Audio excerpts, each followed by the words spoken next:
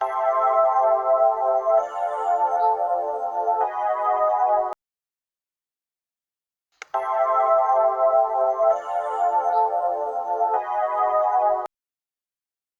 Estado, elementos para su estudio. Hoy en día, el Estado es considerado el actor más importante en la política internacional, porque es el conductor de la misma.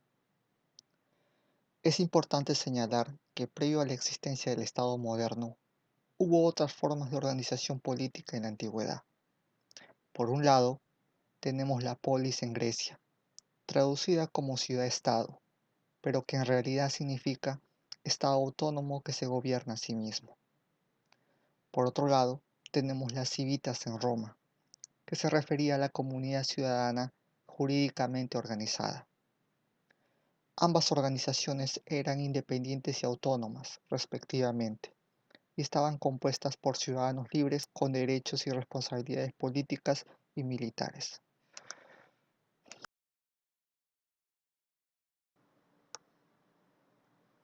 El término Estado empezó a ser usado a principios del siglo XVI, cuando se publica la obra El Príncipe de Nicolás Maquiavelo. Este autor denominó Estado a la organización política fundamental de una sociedad. En esta obra, él señala que los principales fundamentos de los estados son las buenas leyes y las buenas armas. Sin embargo, es a Max Weber a quien debemos el estudio más sensato sobre el Estado moderno. Weber caracteriza al Estado como una relación de dominación de hombres sobre hombres, que se sostiene por medio de la violencia legítima. Para subsistir necesita que los gobernados acaten la autoridad de los que dominan. Además, define al Estado como una organización política de carácter institucional y continuado, en la que su aparato administrativo reclama con éxito el monopolio de la fuerza legítima para la realización del ordenamiento vigente. En ambas nociones aparece el uso legítimo de la fuerza. Es discutible el concepto weberiano del monopolio legítimo de la violencia.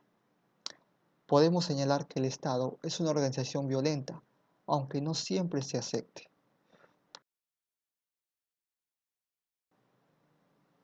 Podemos definir al Estado como una entidad política y legal, dotada de capacidad y legitimidad que gobierna una población que vive dentro de un determinado territorio geográficamente delimitado. El bien común viene a ser la finalidad de todo Estado para el logro de las condiciones que garantice el desarrollo y bienestar de su sociedad. Es así que el bien común constituye la causa final del Estado. El Estado tiene la responsabilidad de garantizar que todos sus ciudadanos puedan disfrutar de una vida digna y justa, y que esto incluye proteger sus derechos y promover su bienestar. Consideramos tres elementos que caracterizan a un Estado. El primer elemento viene a ser la población, la misma que se define como la masa humana que vive dentro de un mismo territorio y que forma parte de un mismo Estado. No existe Estado sin población. El tamaño de la misma no importa, pero no puede haber un espacio vacío. El segundo elemento del Estado viene a ser el territorio, el mismo que se define como el espacio geográfico dentro del cual habita una población y que está sujeto al control de la autoridad estatal. No existe Estado sin territorio. Debe ser un territorio natural, no artificial, y debe existir un control sobre el mismo. En este punto es necesario aclarar que muchos autores toman en cuenta la soberanía como otro elemento del Estado, pero consideramos que la misma está ligada al territorio. El tercer elemento lo viene a constituir el gobierno.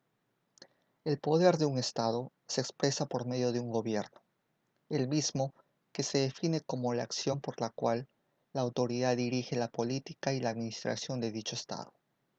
La población que vive en ese territorio debe estar organizada socialmente, gobernada y representada por autoridades que puedan hacer cumplir las obligaciones del Estado y actúen de manera autónoma. Sobre la base de lo expuesto, se sugiere evaluar estos tres elementos, es decir, población, territorio y gobierno, como criterios para la identificación de un Estado.